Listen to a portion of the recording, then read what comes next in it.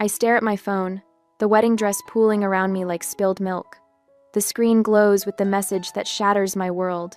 I can't walk you down the aisle. Marissa's event is too important to miss. I'll try for the reception. My father's words blur as tears flood my vision. The bridal suite spins around me, delicate champagne flutes on the vanity, my veil draped across a chair, bridesmaids frozen in various stages of preparation. The clock on the wall ticks mercilessly toward the ceremony. No, I whisper, then louder. No, no, no. With a strangled cry, I hurl my phone across the room. It hits the wall with a crack and tumbles to the carpet. My bridesmaids gasp in unison, Jessica's mascara wand suspended in midair, Tara's mouth forming a perfect O. Ari, what happened? Tara asks, taking a tentative step toward me. I can't answer, can't breathe. The room shrinks, walls closing in, my chest tightening until each heartbeat feels like a hammer against my ribs. The diamond engagement ring weighs heavy on my finger, a promise about to be fulfilled while another lies broken. The door swings open, and Melanie, our wedding planner, bustles in with her clipboard and perpetual efficiency. 3 hours until we need to line up, ladies. She stops abruptly, sensing the tension. What's going on? My father. The words scrape my throat. He's not coming. Not coming? Melanie's professional composure slips momentarily. But the ceremony, we planned everything around him walking you. Well, he's not. My voice sounds foreign to my own ears, brittle and sharp. My sister's event is apparently more important than my wedding day. The words hang in the air, their truth more painful spoken aloud. The memory rises unbidden, standing beside my mother's casket 17 years ago. My 13-year-old hand clutched in my father's as mourners filed past in a blur of black. I'll always be there for the important moments, Ari, he'd promised, his voice rough with grief. You and I, we're a team now. What a beautiful lie that had been. 9 months ago, when Ethan and I had set the date, Dad had seemed genuinely happy. We'd sat at his kitchen table, wedding magazines spread between us, and he'd placed his hand over mine. Nothing would make me prouder than walking you down the aisle, he'd said, eyes crinkling at the corners. For once, I'd believed him. The first warning sign came 3 months before the wedding, when Marissa called to announce her career celebration, scheduled for the same day. It's just bad timing, Dad had said during our Sunday dinner, pushing peas around his plate. I'm sure we can work something out. The ceremony is at 4, I'd reminded him. Her event isn't until 7. You can easily make both. The drive between venues, he'd hedged, is 45 minutes. I checked Dad. I'd reached for his hand. This is my wedding day. He'd squeezed my fingers. Of course I'll be there, sweetheart. We'll make it work. 2 weeks later, the traffic might be bad that weekend. Then, Marissa really needs family support for this promotion. Last week, I'm not sure about the timing. I'd reassured him each time, rearranged what I could, offered to send a car service, whatever it took to have my father walk me down the aisle. And now, 3 hours before I'm supposed to marry the love of my life, he sends a text. A text. We need to move forward, Melanie says, her voice gentler now. Is there someone else who could walk you down the aisle? An uncle, perhaps? Or would you prefer to walk alone? Alone. The word echoes in my head. My phone rings from where it landed on the floor. Jessica retrieves it, hands it to me wordlessly. Uncle Martin's name flashes on the screen. My father's older brother, the one who never missed a dance recital or graduation. I answer with trembling fingers. Hello? Ariana? His voice is warm, concerned. Your father just called me. I don't know what to say, sweetheart. A sob escapes before I can stop it. He's not coming, Uncle Martin. I know. The anger in his tone is barely contained, and I'm so sorry.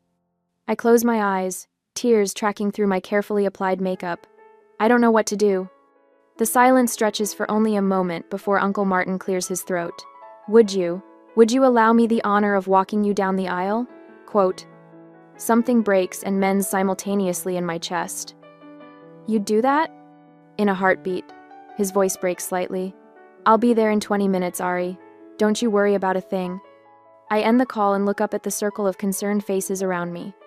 Something shifts inside me, a realization that maybe family isn't always who you're born to, but who shows up when it matters most.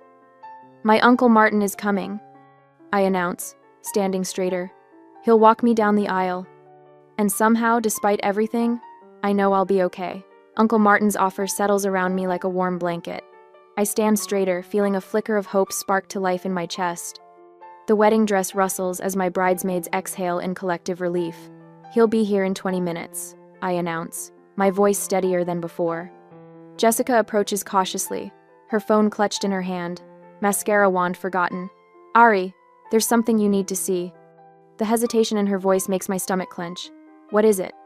She holds out her phone, screen illuminated with a text conversation between her and my sister. Marissa sent these to me by mistake last month.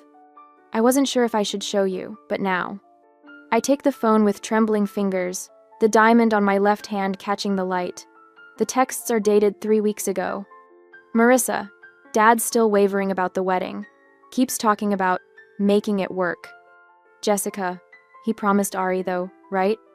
Marissa, don't worry. I know how to keep Dad to myself on wedding day. Already working on it. Jessica, Marissa, that's terrible. It's her wedding. Marissa, oops, wrong Jessica. Delete this. Not for bridal party, Jessica. The room tilts sideways. I sink onto the vanity stool, the screen blurring before me. I should have shown you sooner, Jessica whispers. I just couldn't believe she'd actually sabotage my wedding day. My voice sounds hollow in my own ears. I can believe it. The memory rises unbidden. 4 years ago, standing in an auditorium at MIT, scanning the crowd for my father's face as I accepted the National Computer Science Scholarship. He'd promised to be there.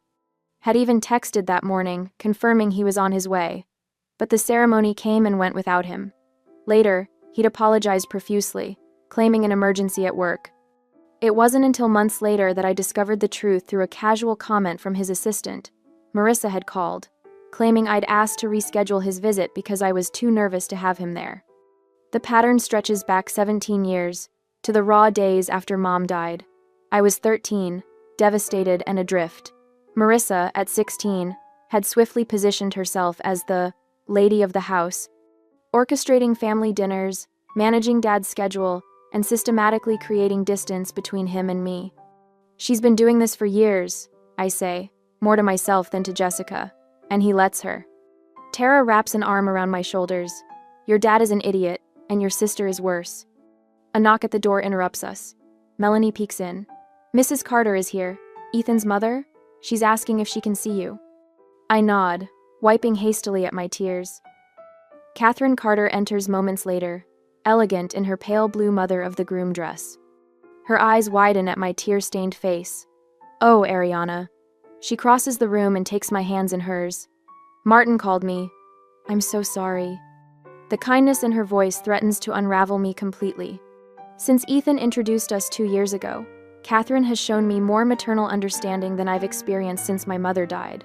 I don't understand why he'd do this. I confess, the words catching in my throat.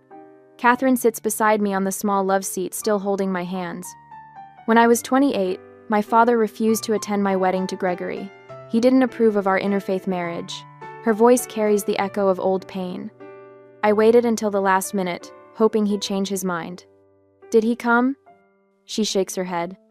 No, and for years after, I kept hoping for his approval, rearranging holidays, making excuses for his absence at our children's birthdays. Her fingers tighten around mine. This isn't just about today, Ariana. It's about whether you'll let them keep breaking your heart for the rest of your life. The truth of her words lands like a physical weight. How many times had I rescheduled important events to accommodate Dad? How often had I swallowed disappointment when he canceled at the last minute for something Marissa deemed more important? I think of my first dinner at the Carters' home, how Gregory had pulled out my chair, how Catherine had remembered my favorite dessert from a casual mention months earlier, how their whole family had welcomed me with genuine warmth, showing me what real family support feels like. I've been chasing his approval my whole life. I whisper. And what has it gotten you? Catherine asks gently. Heartbreak. Disappointment. I straighten my shoulders, something resolute taking shape inside me. I won't let his absence ruin what should be the happiest day of my life. The clock on the wall shows we have 7 minutes until the ceremony should begin. 7 minutes to decide what kind of story today will tell. One of abandonment or of choosing happiness despite it. Martin will be here any minute, Catherine says, standing. Shall I help you fix your makeup? Before I can answer, my phone buzzes with a text from Ethan. Whatever you need today, I'm here.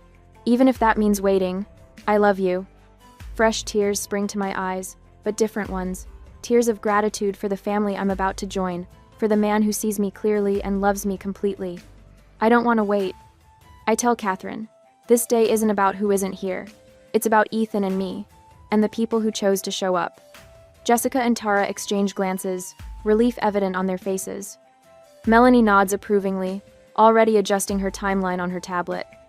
Have you ever had to choose between your own happiness and family expectations? I ask Catherine as she gently dabs concealer under my eyes. Many times, she replies, her smile both sad and wise. The day I stopped trying to earn my father's love was the day I truly began to live. The door opens 10 minutes later, and Uncle Martin stands there, slightly breathless in his hastily donned tuxedo, his eyes finding mine with such love that my heart swells. At that moment, I realize that family isn't determined by blood alone, but by who stands beside you when the world falls apart. I stand and smooth my dress, ready to walk toward my future rather than cling to a painful past. An hour later, after everyone got out of the room, my makeup artist was doing my makeup. My phone vibrates against the vanity as the makeup artist dabs concealer under my eyes. Robert's name flashes on the screen. I hesitate, then press the green button. Ariana. His voice crackles through the speaker. You're making this difficult for everyone by refusing to reschedule. Marissa worked hard for this promotion. My throat tightens. Dad, we set this date 9 months ago. And Marissa's event is important too. Why must you make me choose? The makeup artist pauses, brush hovering near my cheek. I didn't make you choose, I whisper, voice breaking. You did that all on your own. I end the call before he can respond, before I break down completely. The makeup artist wordlessly hands me a tissue. A soft knock interrupts the tense silence. The door swings open, and Uncle Martin stands there. In his hands, a small velvet box. I smile and nod as approval to enter, and he crosses the room in 3 long strides, enveloping me in a big hug. Look at you, he says, stepping back. Absolutely beautiful. Thank you for everything. I love you. The words feel inadequate for the gratitude swelling inside me. Nothing could have kept me away. I love you too, sweetheart. I love you. His blue eyes crinkle at the corners. I brought something for you. He opens the velvet box, revealing a strand of pearls with a delicate silver clasp. They glow with a warm luster against the black velvet. These belong to my mother, he explains. She wore them at her wedding in 1952. I've kept them safe all these years, waiting for the right moment. My fingers hover over the pearls. Uncle Martin, I couldn't. You can and you will. His voice is firm but gentle. My mother would have wanted you to have these. Your family, Ariana. Real family. Jessica appears at the door and steps forward. Let me help you put them on. As she fastens the clasp behind my neck, the door opens again. Gregory, Ethan's father, pokes his head in. Martin, I brought that boutonniere you asked for. The 2 men exchange a glance loaded with unspoken understanding. Gregory enters, patting Martin's shoulder before turning to me. Ariana, everything's ready whenever you are. Ethan's as nervous as a cat in a room full of rocking chairs. His attempt at levity brings a small smile to my face. I just need a few minutes with my niece, Martin says. Gregory nods, squeezes my hand, and leaves. My bridesmaid follows his lead, filing out until only Martin and I remain. Ariana, Uncle Martin guides me to sit. I need to tell you something. He perches beside me, hands clasped between his knees. When I graduated college, my father refused to attend the ceremony. What? Why? He wanted me to take over the family business. When I chose teaching instead, he saw it as a betrayal. Martin's gaze turns distant. I waited at that ceremony, scanning the crowd for his face. He never came. My heart aches for the young man he'd been. I'm so sorry. I'm so sorry. Some men don't recognize what truly matters until it's too late, he continues. My father realized his mistake years later, but we'd lost so much time. I touched the pearls at my throat. Did you forgive him? Eventually, but I never forgot who showed up that day instead. My mother, wearing these pearls. His fingers brushed the necklace. She told me she was twice as proud, to make up for his absence. Melanie appears in the doorway. We need to practice the walk before guests arrive. Martin stands, offering his arm. Shall we? In the empty chapel, sunlight streams through stained glass, casting rainbow patterns across the aisle. The photographer adjusts her equipment, planning new first-look photos with Martin instead of Robert. We'll start here, Melanie demonstrates, then proceed at this pace. Martin and I take our positions. With each practice step down the aisle, something shifts between us. A bond strengthening, a silent understanding growing. His arm feels solid beneath my hand, his steps measured and sure. After the third walk through, we pause at the altar. Tears I've been fighting all day finally spill over. What's wrong, sweetheart? Martin asks. I'm afraid, I confess, voice barely audible, that when I look back on today, all I'll remember is who wasn't here. Martin takes my hands in his. Then let's give you something beautiful to remember instead. He reaches into his pocket, withdrawing a handkerchief with the initials LMP embroidered in the corner. Your mother's? I ask, recognizing the letters. He nods. Linda Marie Parker. She gave this to me before she passed. Said someday you might need it. The simple cotton square with my mother's initials feels like a message across time. I press it to my cheek, breathing in the faint scent of lavender. Uncle Martin, I don't know how to thank you. You don't need to thank me, Ariana. His voice roughens. Family shows up. That's all there is to it. Behind us, the chapel doors open. Guests begin to arrive, murmuring quietly as they find their seats. Almost time, Melanie announces. Martin straightens his tie. I have one question before we do this. What's that? Would your mother have approved of Ethan? The question catches me off guard, but the answer comes immediately. She would have loved him. Then she's here too, Martin says simply. In these pearls, in that handkerchief, in your heart. The people who truly love us never really leave. I stand taller, feeling the weight of the pearls against my collarbone, the soft handkerchief tucked into my bodice. I'm ready, I tell him, and for the first time today, I truly am. Martin offers his arm once more. Then let's go make some memories worth keeping. As we take our position behind the closed doors, waiting for the music to begin, I realize something profound. The person who deserves to be called family isn't always the one you're related to, it's the one who shows up when it matters most. 2 hours later, we have finalized the steps, my preparation, everything. I am counting the minutes till the ceremony begins. Through the draped windows of the preparation room, I catch glimpses of guests settling into white chairs on the lawn, their summer attire a kaleidoscope against the deep green of the gardens. Someone steps in front of my view, and I turn to face Uncle Martin. Are you ready? He asks, adjusting his boutonniere with steady fingers. The question carries more weight than he knows. Am I ready to walk down the aisle without my father? Am I ready to embrace this new definition of family that's forming around me like a protective circle? I touch the pearl necklace at my throat, cool against my skin. I am. Martin stands before me in his perfectly fitted tuxedo, the fabric hugging his shoulders just right.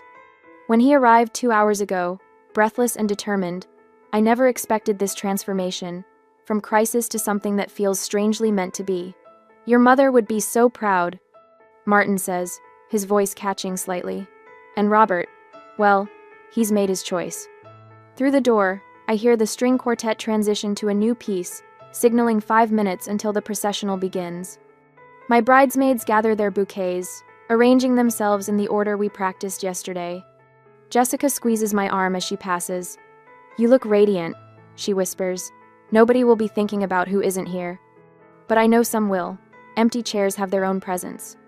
Melanie appears with her headset and clipboard. Everyone's seated. Ethan is at the altar with the officiant. She studies my face. You good? I nod, surprised to find it's not a lie.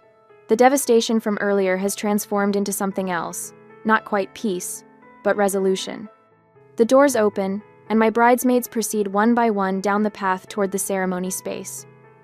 Then it's just Martin and me, waiting for our cue. He offers his arm. I've never been more honored than I am right now, sweetheart. His eyes shine with unshed tears. Not in my whole life. The music shifts to the wedding march, my signal.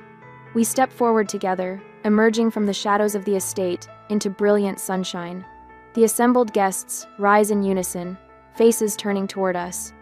The white rose petals lining the path flutter slightly in the breeze. Each step feels momentous, each breath a conscious choice. Martin's arm is solid beneath my hand, his pace perfectly matched to mine. Halfway down the aisle, I spot Ethan. His eyes lock with mine, and tears spill freely down his cheeks. Not tears of pity, no, something else entirely. Something that looks remarkably like gratitude. Next to him, his parents beam with unmistakable pride. Catherine, who showed up this morning and helped me with makeup and hairstyle, nods encouragingly. When we reach the altar, Martin turns to face me. The familiar scent of his aftershave, the same he's worn since I was a child, wraps around me like a memory. With all the love of family, chosen and given, he says, placing my hand in Ethan's waiting palm. The celebrant steps forward, her voice carrying across the garden. Welcome, beloved friends and family. We gather today to witness the joining of Ariana and Ethan in marriage. She pauses, her gaze warm as she looks between us. I want to acknowledge the special role Martin has played today. Some bonds are forged through blood, others through choice. Both can be equally sacred. A murmur of approval ripples through the guests. From the corner of my eye, I see several of my father's relatives shift uncomfortably in their seats. Let them. This moment belongs to those who chose to be present. The ceremony unfolds like a dream. Vows exchanged, rings placed on trembling fingers, a kiss that tastes of promise and new beginnings. Throughout it all, Martin stands nearby, a sentinel of support. Later, at the reception, the DJ's voice booms across the ballroom.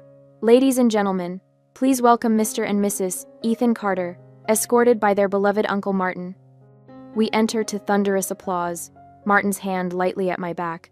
The space transforms with twinkle lights and flowers, creating a canopy of stars above the dance floor. When it's time for the father-daughter dance, I feel a moment of dread, another tradition that highlights absence. But Martin steps forward, offering his hand. Just for a minute, he says, then your husband gets his turn. We sway to the opening verse of What a Wonderful World, his formal posture gradually relaxing. The tension I've carried all day begins to dissolve. Thank you, I whisper. No need for thanks among family, sweetheart, he replies. Ethan cuts in smoothly, spinning me away from Martin with practiced ease. Over his shoulder, I spot a commotion at the entrance. My father stands in the doorway, wearing a suit that doesn't quite fit right, scanning the room with anxious eyes. He came, after all, Ethan murmurs, following my gaze. Too late, I reply, surprised by the absence of anger in my voice. Just clarity. Some moments you can't get back. Robert remains at the periphery, watching as everyone celebrates without him. For the first time, I don't feel the pull to make things easier for him, to bridge the gap he created. Martin approaches him with quiet dignity, and I turn away, focusing instead on the man whose hands hold mine with such care. Are you okay? Ethan asks. I consider the question, searching for honesty. I think I am, or I will be. The music swells around us, and I choose to dance. Half an hour later, the crystalline chime of silverware against glass ripples through the reception hall. Laughter fades as guests turn toward the center of the room where Ethan stands, champagne flute raised high, his eyes finding mine across a sea of smiling faces. I feel a tap on my shoulder. Ariana. My father's voice slices through the moment. I turn slowly, steeling myself.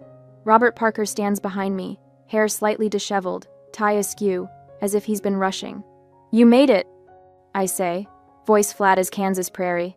Traffic was brutal. He gestures vaguely toward the door. I tried calling, but you weren't answering.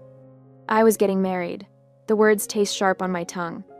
His eyes flick around the reception, taking in the elegant centerpieces, the fairy lights draped from exposed beams, the happiness radiating from every corner of the room. Everything he missed.